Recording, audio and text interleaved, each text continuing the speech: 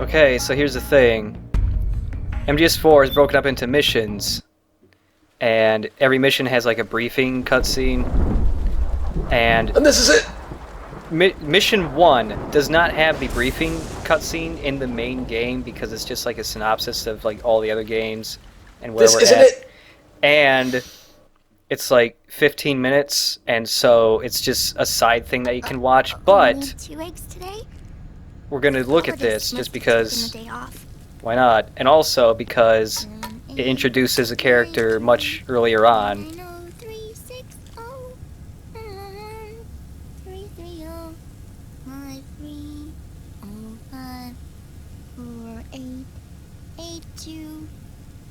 665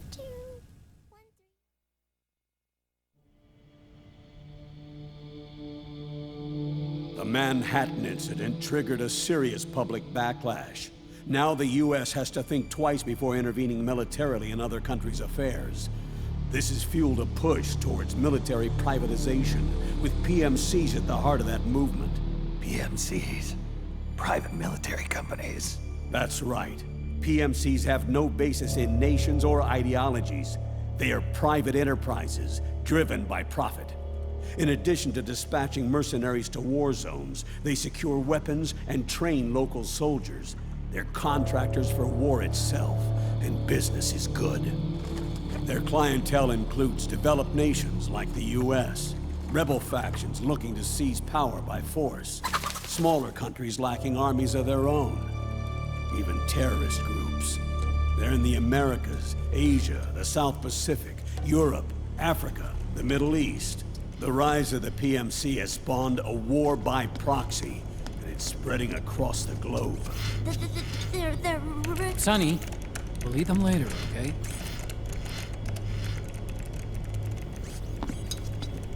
Every age has its mercenary. These PMCs are nothing new.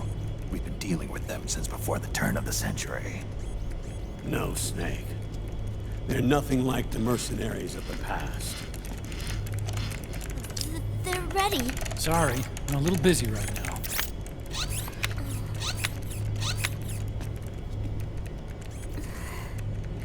The Pentagon's new battlefield control system has produced a decisive difference between hired guns and the PMCs of today.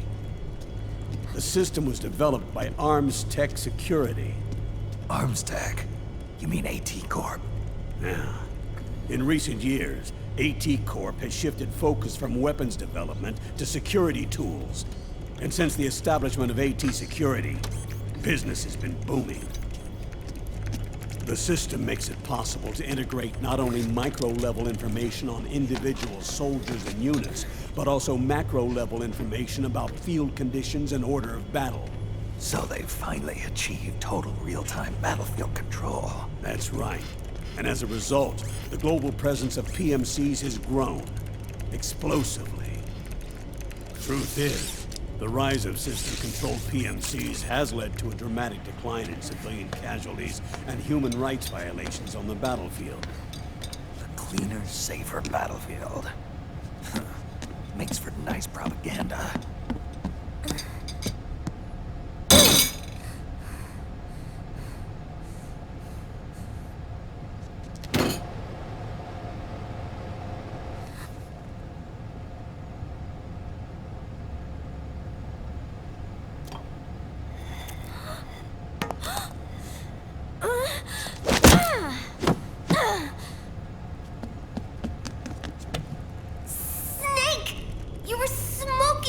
Weren't you?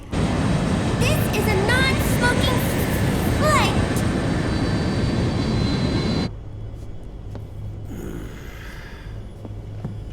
There's more. State governments and rebel groups can't match the maintenance price of standing forces. PMCs, by comparison, are reliable, easy to use. It wasn't long before everybody had them on the payroll.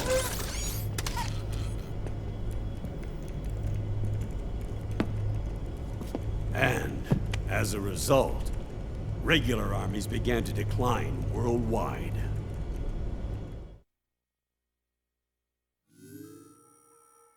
It's hard to believe, I know, but PMCs are beginning to overtake conventional armies in terms of scale.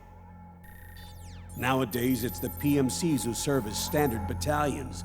They already make up 60% of all combatant forces in zones of conflict. 60%? The fact is, the world now depends largely on PMCs for waging its wars. I thought it was the UN that authorized the PMCs in the first place. The US abstained from voting on that resolution. In effect, Washington was endorsing PMCs without ever revealing its true intentions. Until they got wind of the uprising, that is. The US has exported too much military power, and now she's paying the price. That's exactly it. America has now turned war into a form of economic activity. Analysts are calling it the war economy, in that it's picking up the slack for the downward-sloping oil market. But I, for one, don't intend to simply stand by and watch it happen. For the PMCs, market expansion entails fanning the flames of war. It means more refugees. War orphans. Child soldiers. Yes.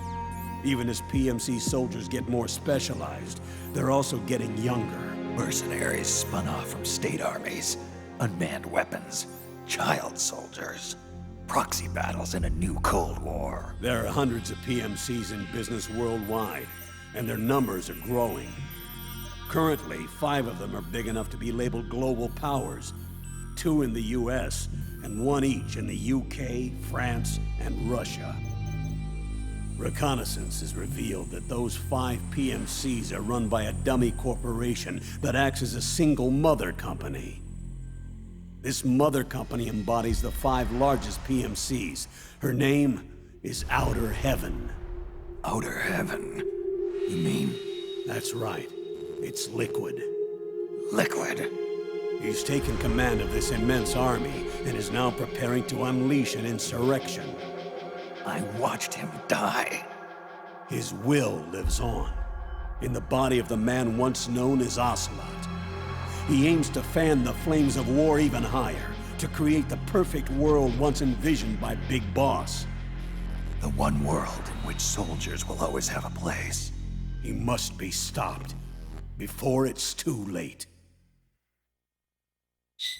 Do you understand, Snake? Any means necessary. Just stop Liquid's insurrection. Even if it means killing him. You want Liquid dead? Isn't that right, Colonel?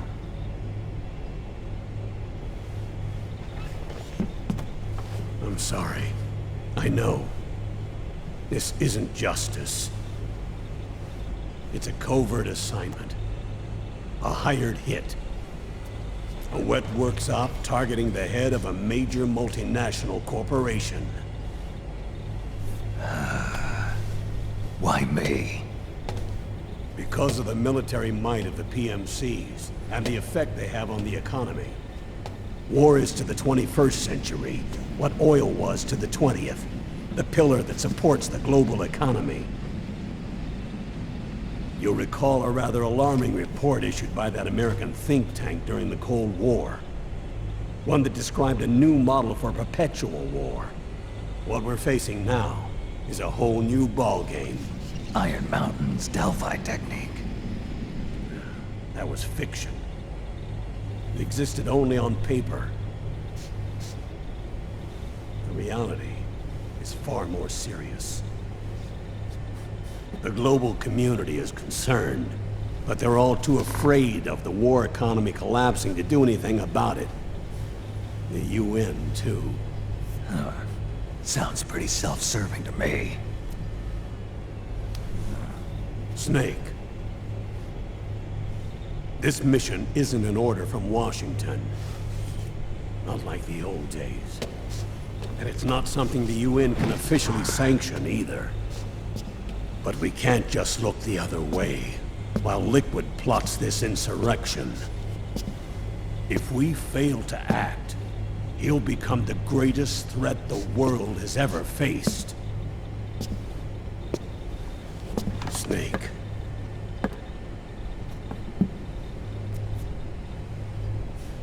You're the only man I can trust.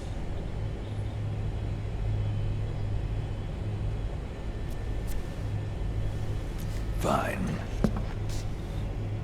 Let's hear it.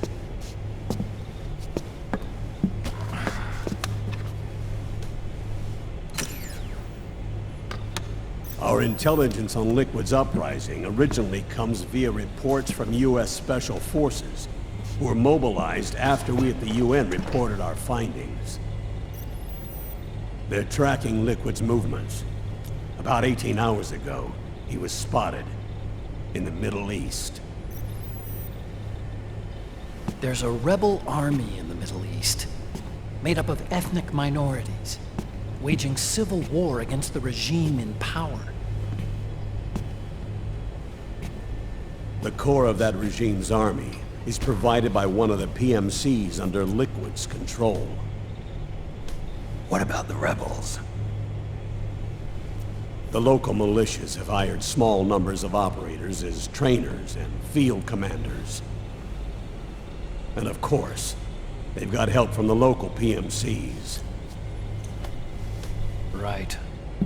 A proxy war between hired guns. PMC versus PMC.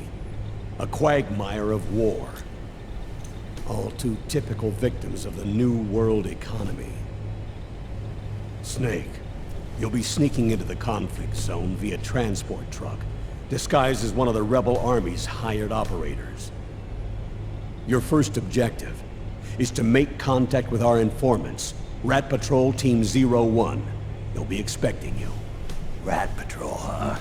They sound sneaky. They're a special forces team assigned to the Army's PMC Investigation Unit, CID.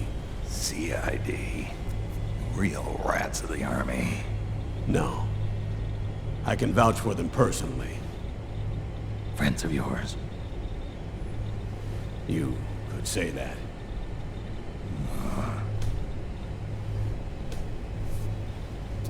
Transportation to the area will be provided under cover of a UN humanitarian aid mission, with support from the US military. From there on, though, you'll get no protection, and no guarantees from anyone. And you must not leave behind any evidence of your involvement in the area, let alone that of the UN. If word of this ever leaked out, it would spark a global firestorm.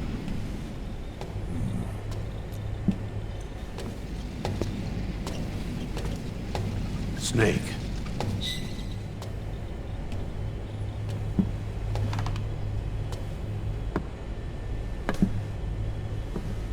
Will you do this for me?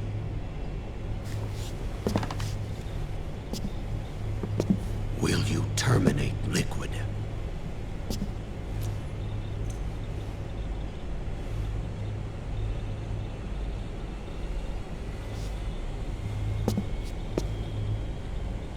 I'm not like the PMCs. I don't need your money. Thank you. But if you're going to spark something, spark this. Fine. I'll start my own fire.